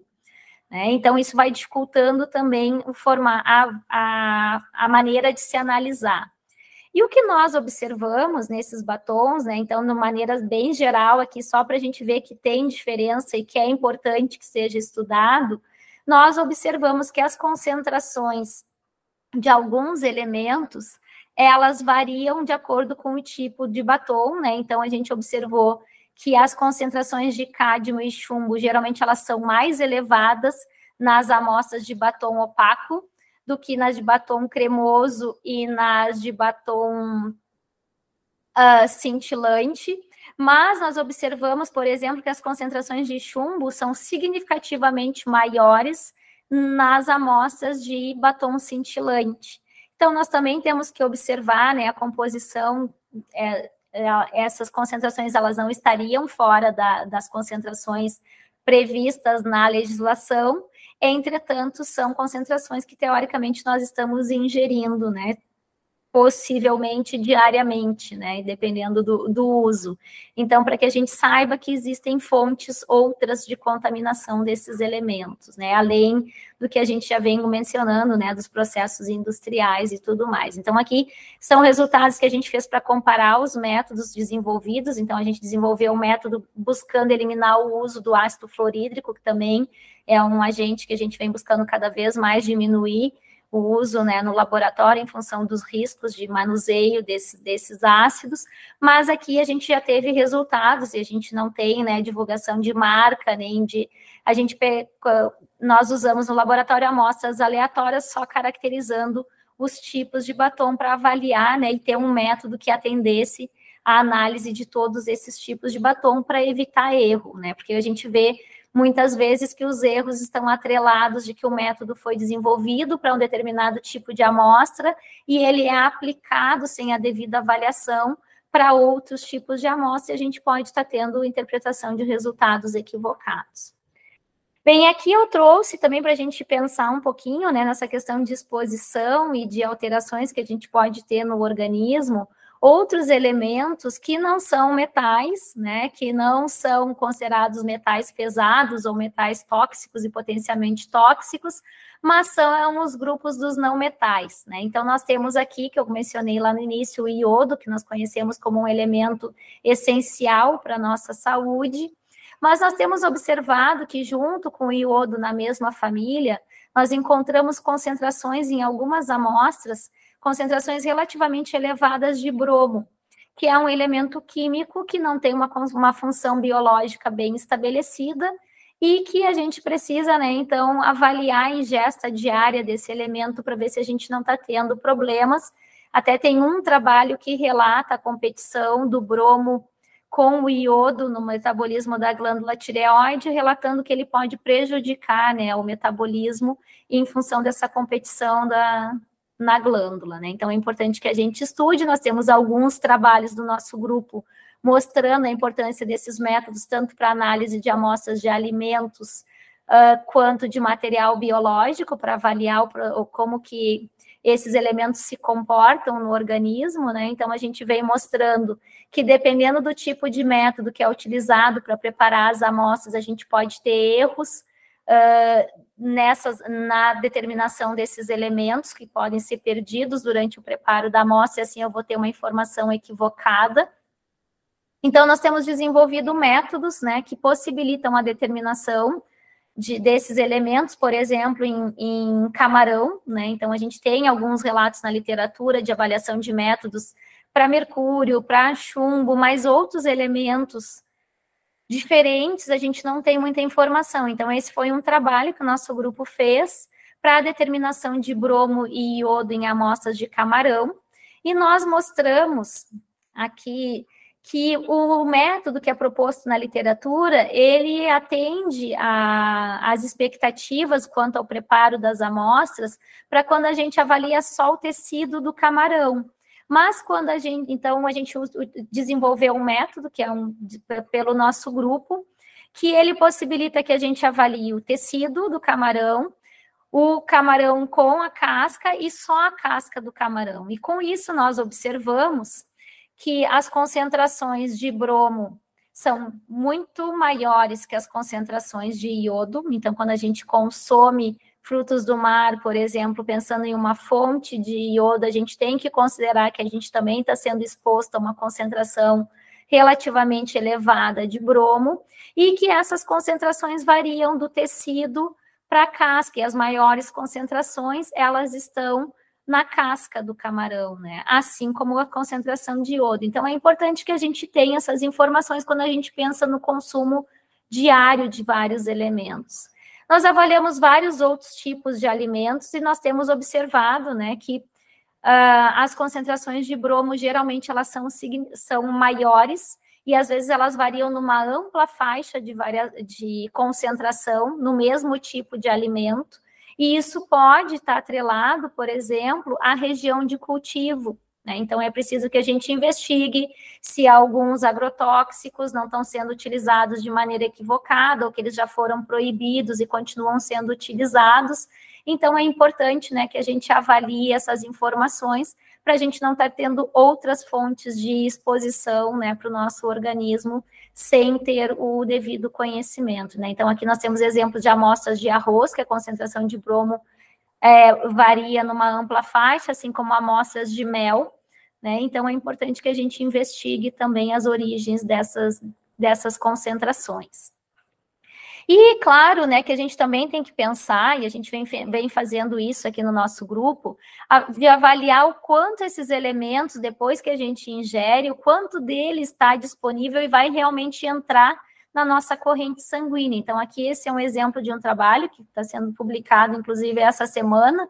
A gente está publicando esse artigo, que ele mostra, né, o desenvolvimento de um método para avaliação de bromo e iodo em algas, né, comestíveis, e com isso a gente consegue observar que, dependendo do tipo da alga e das concentrações dos elementos, a gente tem uma fração bioacessível, que é o que realmente, né, vai entrar, né, então, no nosso organismo e vai ser metabolizado. Então, nós temos, dependendo do tipo de alga, a gente pode ter até 100% do elemento bioacessível para, né, então, ser metabolizado no nosso organismo, mas nós também temos outros tipos de alga que a bioacessibilidade é bastante baixa, né? Então, essas informações todas, elas vão fazendo, né, com que a gente tenha informações mais interessantes para avaliar no nosso organismo. Além disso, né, então, buscando outros métodos de análise, a gente vem vendo outras formas de avaliar, além do sangue, urina, né, buscando outras formas da gente avaliar os elementos. Então, aqui tem um trabalho onde a gente avaliou as concentrações de bromo e iodo em cabelo humano. Então, a gente mostra alguns problemas dos métodos tradicionais, que a gente não conseguia determinar baixas concentrações desses elementos, principalmente em função da própria matriz do cabelo, né? Então, essa aqui é uma parte analítica das soluções que a gente avalia. Mas o interessante aqui de trazer para vocês é que nós avaliamos amostras de cabelo de 10 pessoas, né? 10 voluntários, e nós observamos que as faixas de concentração dos elementos variam de uma maneira bastante significativa. E de algumas das pessoas nós tínhamos a informação de que elas tinham distúrbio na glândula tireoide, e que elas faziam tratamento, né, para a reposição do hormônio. Então, a gente consegue observar, né, que tem concentrações relativamente elevadas de iodo no cabelo desses pacientes, assim como concentrações de bromo também mais elevadas, né? Então, são informações que, se a gente quiser fazer uma avaliação, um estudo da parte biológica, do comportamento desses elementos, a gente consegue ter já quase que uma rastreabilidade desses, olhando para o estilo de vida da pessoa, por alguma enfermidade que ela apresente, né? Então, isso também vem sendo feito para outros elementos, né? Então, outros elementos já são mais estudados. E aí, só para falar um pouquinho, né, da parte de exposição aos elementos tóxicos e potencialmente tóxicos, e pensando na parte de análise de especiação, eu trouxe aqui uma informação, né, com relação aos métodos para determinação de mercúrio e metilmercúrio, espécies de mercúrio, né, falando então da toxicidade dessas espécies, que elas mudam, e a gente fez um trabalho para avaliar um pouco o comportamento desses elementos e dessas espécies com os procedimentos culinários que nós utilizamos, né, se essas concentrações se alteram, né, o que acontece com o tratamento culinário com algumas espécies, se isso muda alguma coisa, né? Então, esse aqui foi um trabalho de uma tese de doutorado, em que foram avaliados vários tipos de peixe, né, e foram feitos alguns tratamentos, como fritura, assar ou cozinhar, né, e alguns tipos de temperos foram utilizados também para avaliar se isso modificava alguma coisa nessas espécies. Então, como já foi comentado, né, o mercúrio é um problema ambiental, né, então, principalmente devido às atividades antropogênicas, e aí a gente começa a ter processos de biomagnificação, então a gente tem espécies de peixes que costumam aumentar, né, magnificar a concentração e que a gente pode estar mais exposto, né. Então, são bem relatados na literatura essas informações, e o que a gente fez, então, foi desenvolver métodos confiáveis que a gente pudesse determinar o mercúrio inorgânico, assim como o mercúrio orgânico, e avaliar, né, as concentrações desses elementos. Além disso, foi feita uma avaliação de outros elementos, né, nessas amostras de peixe, né, e aí a gente começa a observar, né, que algumas amostras excedem as concentrações da legislação vigente, né? Então a gente precisa também considerar, né, essas atividades antropogênicas nesses impactos para alguns elementos. Então nós encontramos concentrações significativas de arsênio, algumas para chumbo, né? Outros elementos que são considerados essenciais, como o selênio também a gente observou, né, que varia a concentração dependendo do tipo de peixe. E aí o que foi feito aqui, na verdade, então, foi avaliar se acontecia junto com esses processos alguma alteração nas espécies durante as etapas de cozimento e tratamento culinário no geral, né? E o que nós observamos é que existem modificações nas concentrações de mercúrio, dependendo dos tratamentos que são utilizados, principalmente quando a amostra o alimento é frito, né? Então o peixe é frito, reduz as concentrações de mercúrio, provavelmente em função da elevada temperatura, né? Então a gente fica entre aquele paradigma da concentração de mercúrio ou da questão da fritura na saúde, né? Mas então são informações importantes para a gente considerar num estudo maior. Isso aqui é só para a gente ver que ocorrem essas alterações e ampliar esses estudos, né? E também nós não observamos interconversão das espécies, né, durante esses tratamentos culinários, por exemplo, do metilmercúrio ser metilado, do mercúrio ser metilado para metilmercúrio. Então essas alterações não foram observadas. Então, só para concluir, para não me alongar muito na nossa conversa, né, a gente vai conversar um pouquinho mais agora. Então, o que eu queria deixar aqui de mensagem final, né, que é importante a gente considerar o desenvolvimento de novos métodos para que a gente consiga, né, atender às demandas da sociedade, considerando a evolução dos processos industriais e tecnológicos, que são muito importantes para o nosso desenvolvimento como sociedade, mas que cada vez mais a gente consiga atender às necessidades minimizando os danos ao meio ambiente, né? Então, isso é bastante importante, que a gente tenha cada vez informações mais seguras, que a gente tenha cada vez métodos com uma performance melhor, né, dos que os disponíveis, então, tanto em termos de exposição do analista, quanto a questão de geração de resíduos, e também que a gente tenha tempos de resposta mais rápido, que às vezes isso resolve muitos dos nossos problemas, né, que a gente comece a ter outras informações que até então não eram conhecidas.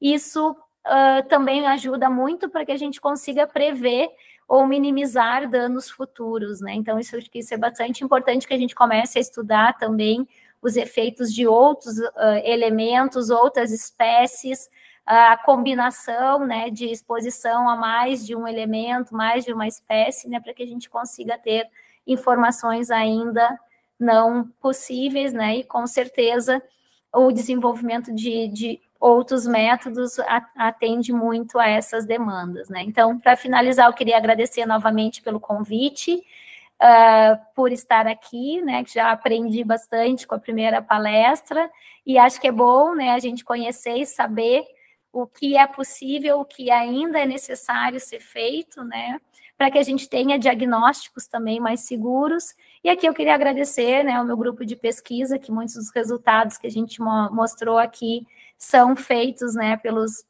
pesquisadores que estão iniciando a carreira, né, em processo de formação, e a Universidade Federal de Pelotas, que me dá essa possibilidade de desenvolver esses trabalhos aqui, assim como os órgãos de fomento. E assim a gente espera poder contribuir cada vez mais com as demandas da sociedade. Então, gostaria de agradecer novamente a atenção de todos.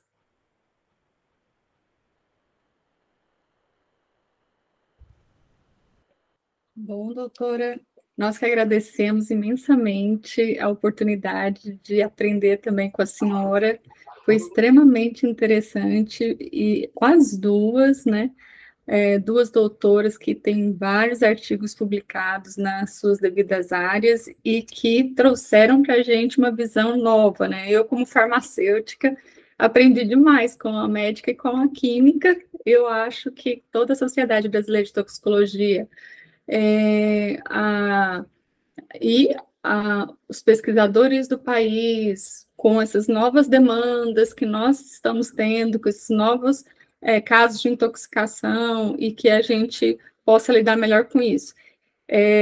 Nesse momento, por exemplo, está tendo várias equipes do setor público indo para poder atender esses pacientes em situações de calamidade, né, como o caso do povo Yanomami, mas também como outros casos, né, como foi Brumadinho, né, e do grande problema que nós enfrentamos é a análise do sangue desses pacientes.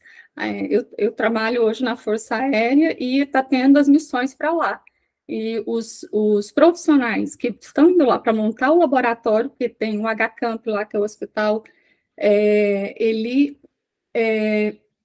tem a dificuldade na questão da análise, de uma análise fácil, que a gente possa levar com facilidade ali e que seja confiável, né? E o trabalho da senhora serve muito para isso, para poder trazer esse desenvolvimento para a gente. Então, eu agradeço muito as duas, doutora Andréia também, né? Porque, claro, com todo esse conhecimento que a senhora trouxe, só veio a somar, porque a gente não tem experiência mesmo com os elementos, com os metais, e a senhora tem uma bagagem aí que, né, e além de artigos e casos clínicos, uma avalanche de informação, né? E nós temos coletado algumas perguntas, né, aos nossos jovens na toxicologia, né, da CJ Tox, representado pelo Eduardo Geraldo de Campos, que é o presidente. Ele coletou algumas perguntas, né, da comunidade jovem de toxicologia. Dentre essas perguntas, nós queremos saber quais são os principais metais pesados e suas origens de contaminação, mais especificamente nos solos indígenas. Se alguma das duas tem essa informação para nos dar, porque a gente sabe que mercúrio é uma delas, né? Mas se é uma preocupação também com outros metais? Bom, primeiro eu vou parabenizar a Márcia, viu, Márcia? Muito bacana, você está de parabéns, né, pela sua linha de pesquisa, pelos seus trabalhos, né?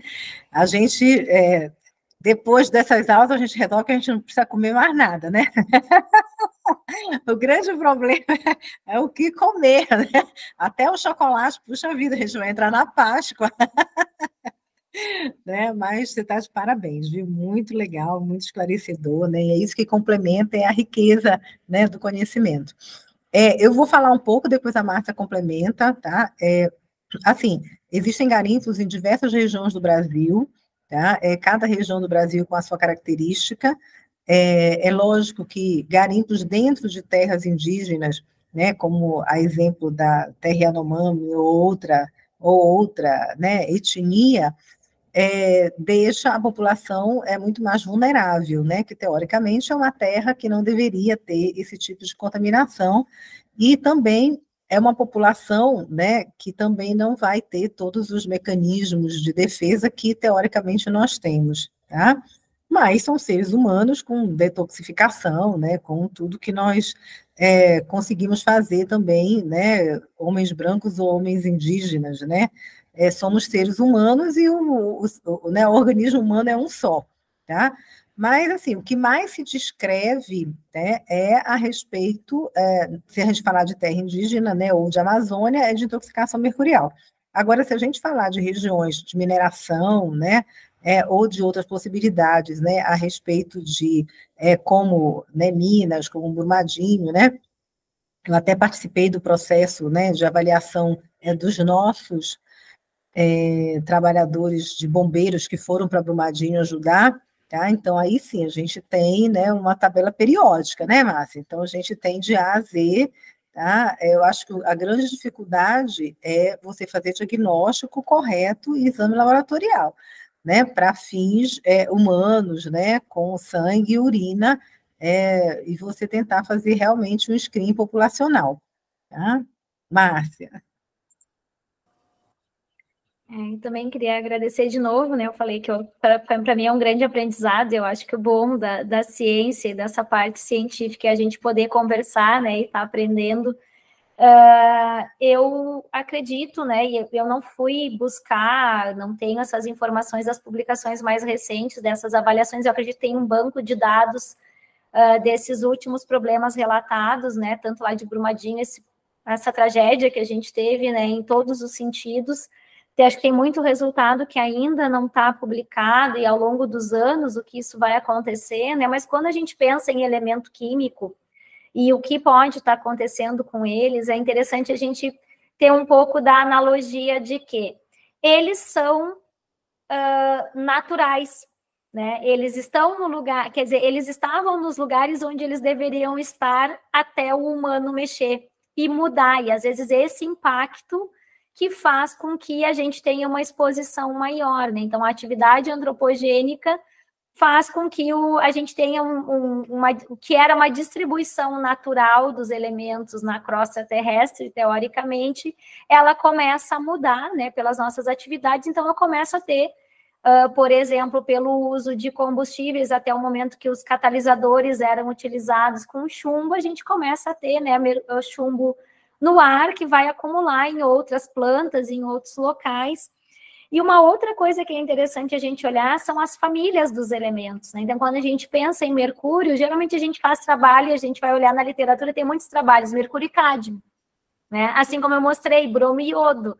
Então, como eles são da mesma família, eles acabam tendo características químicas que levam eles a se distribuir de uma maneira parecida, né? E aí, claro que vai considerar a abundância natural de cada um desses elementos, e eles tendem a se ligar também nos tecidos ou se deslocar de uma maneira semelhante, né? Então, quando a gente vai olhar esses trabalhos, geralmente, quando se fala de mercúrio, a gente já avalia mercúrio e cádmio, né? Então, a gente tem outros elementos com peculiaridades, né, que a gente pode considerar, mas quando a gente pensa nessas atividades de mineração em si, a gente está mexendo bastante, né, com a mudança de concentração de alguns elementos químicos, e isso pode, né, então, nos expor de uma maneira diferente. Aí vem o lado, né, dos alimentos, da água, do ar, né, então vai depender de uma série de questões desses elementos químicos para a gente ter essas concentrações maiores, né, acumuladas no nosso organismo, e também a nossa habilidade do organismo, né, de tentar eliminar, né, a gente tem uma característica que é tentar não absorver aquilo que não é necessário, né, mas chega um momento de exposição que o organismo não consegue, né, então aí como a gente começa a ter os danos, né, então isso é importante da gente considerar também. Mas eu acredito que em breve a gente vai ter na literatura mais informações, né, de tudo o que aconteceu, né, e essas exposições aí, com certeza, quanto mais métodos a gente tiver e formas de analisar essas amostras, acredito que mais informações mais seguras para a gente entender um pouco melhor, né, essas modificações nas concentrações. Ah, perfeito. Então, aí, um segundo questionamento, eu acho até que talvez a doutora Márcia vai ter mais informações a dar, porque como é feita a contenção de risco nesses casos de contaminação, no caso, por exemplo, de Brumadinho, você saberia dizer? Nesse caso aí, seria uma coisa muito mais voltada para engenharia de produção, né? E engenharia, né? Que é uma pergunta dos nossos jovens aqui. Eu realmente não sei se a Andrea, talvez por ter participado de mais de perto dessas avaliações, aí, às vezes por conversar, né, com as pessoas, mas a questão das nossas é tentar estudar da melhor forma a química dos elementos, né? Mas nesses casos de contenção, eu realmente não saberia dizer o que. Talvez o caso lá do Pará, né? Enfim. A pergunta é meios de contenção, é isso? Não entendi direito. Como é feita a contenção de risco no caso de contaminação?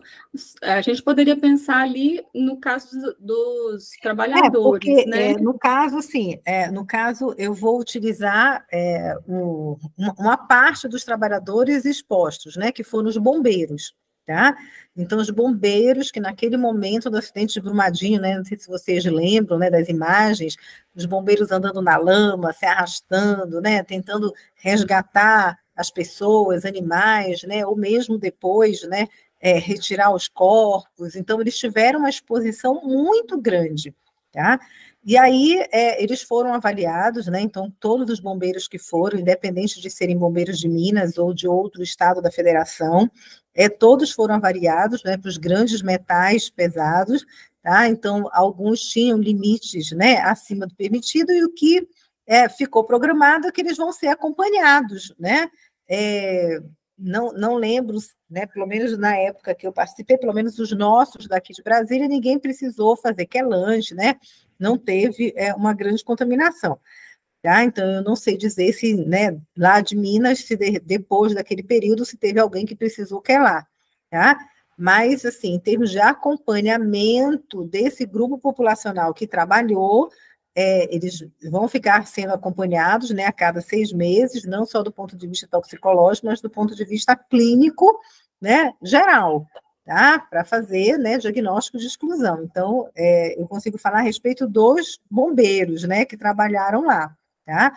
Agora, estudos da população, né, estudos populacional, daquela população que entrou em contato, daquela população, né, que entrou em contato com a água, aí eu não sei como que as unidades básicas de saúde, né, que teoricamente, como que os municípios, né, as secretarias estaduais se organizaram para avaliar essa população. Mas eu acredito que elas estejam sendo avaliadas, né, pelos serviços locais.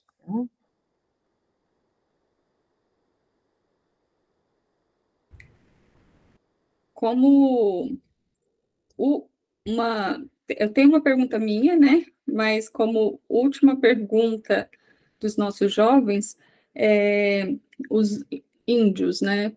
Já foi até respondido pela doutora Andrea, por terem estilo de vida às vezes diferentes, eles podem ser mais sensíveis à exposição de metais, né? E até pela vestimenta, né? Eles não têm proteção nenhuma, né, doutor? Então, eles não têm proteção como nós temos, né? Como a senhora bem explicou. Na realidade, eles acabam que ficam muito mais expostos, né, não só à intoxicação pelo metal, mas em outras situações, tá? E aí, assim, além de serem mais vulneráveis, né, desse ponto de vista, eles vão precisar, assim, de um processo de investigação, né, muito maior, muito mais aprofundado, né, e que às vezes nem sempre é fácil, né? Então... Sim. E uma pergunta minha, assim, A senhora falou que o mercúrio ficava em média 2 meses no organismo, assim, né? Eles teriam mais ou menos esses 2 meses depois que tira da exposição? Na realidade, assim, do ponto de vista, a gente utiliza, né? Lógico que a gente não é uma conta matemática, né?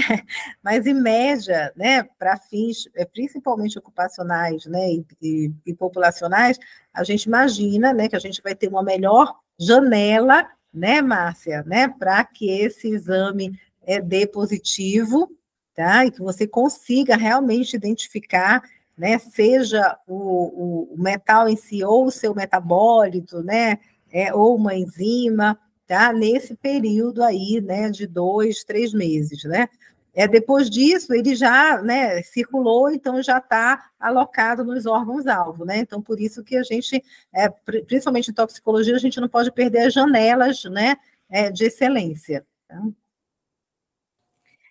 E só para comentar, talvez, assim, em termos de curiosidade também, né, que a gente, usando outras amostras, como eu mostrei ali o caso do cabelo, a gente consegue também avaliar e comparar grupos, né, com exposições diferentes e por períodos diferentes, né? Então, aquelas exposições crônicas, né, então a gente consegue também ter outras informações, porque dependendo do nosso estilo de vida, até a gente começa a ter um basal, né, de concentrações, sei lá, pensar em tinta de cabelo, cosmético, peixes, frutos do mar, algumas concentrações até de mercúrio a gente pode ter. Então, dependendo do estilo de vida, a gente consegue olhar para grupos, né?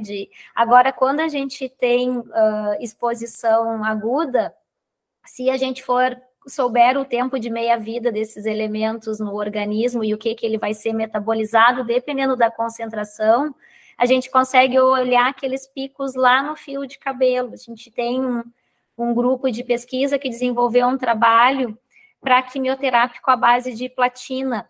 E aí eles avaliavam o fio de cabelo, e aí a cada dose do tratamento com a cisplatina, esperava uma janela de alguns dias e fazia avaliação do fio. E aí, ao longo de alguns meses, dava para ver o pico da platina no fio do cabelo.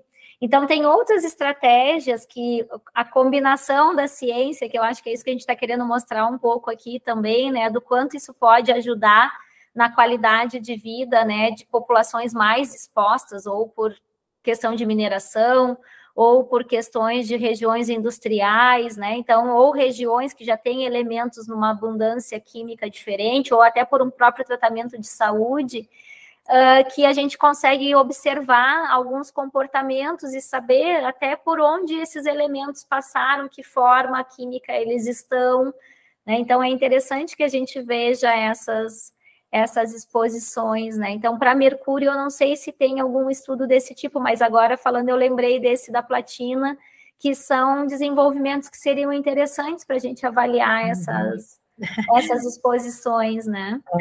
A Universidade Federal do Pará tem um estudo há muitos anos, né, com a equipe da JICA, dos japoneses, né, que montaram um laboratório, e justamente ele trabalha com unha e cabelo, né? Agora, assim, o grande problema é que a gente tem isso muito dentro de universidade, né? A gente precisa trazer essas análises do ponto de vista comercial, né? Porque comercial a gente só tem sangue e urina, né? O que a gente tem de análise toxicológica, né, que foi um avanço, né, para a carteira de motorista, o exame toxicológico e tal, está muito mais difundido, né, para droga de abuso, né, que é o grande, né, barbitúrico, opioide e tal. Tá? Então, para metais, a gente realmente precisava ter uma linha comercial para esse processo. Perfeito, essa parte de padronizar os métodos a ponto de que eles sejam reprodutíveis isso, e demanda de um investimento e um conhecimento bem específico, né? Então, sim, até conseguir transferir isso para que isso, mas é realmente muito interessante esse ponto, né? Ideias para novas pesquisas aí. Vamos pensar verde, né, professora? Para umas ideias novas que a gente não polua muito o meio ambiente. Então, gostaria muito de agradecer. Vocês realmente são um exemplo para mim. Eu gostaria, assim, me espelho muito em pessoas como vocês duas, mulheres que são pesquisadoras, que não param, estão sempre em busca de mais conhecimentos e mais trabalhos. Eu acompanho de perto a doutora Andréia e ela é assim, e a senhora com certeza né? E então agradeço muito à Sociedade Brasileira de Toxicologia, agradece muito essa oportunidade, a gente vai usar esse material para difundir essa informação. A partir de amanhã, possivelmente, já vai estar disponível no YouTube, e que a gente distribua mesmo para outras universidades, que a gente possa discutir mais sobre o assunto, para a gente estar preparado em situações como essas, dessas grandes tragédias que aconteceram no país nos últimos anos e agora, né? Muito obrigada, fiquem com Deus as duas, tenham uma excelente noite, e a gente vai se falando. Um grande beijo. Obrigada, meninas. Um beijo para vocês. Prazer, né? Obrigada, foi um prazer. Muito obrigada mesmo. Uma boa noite. Boa noite.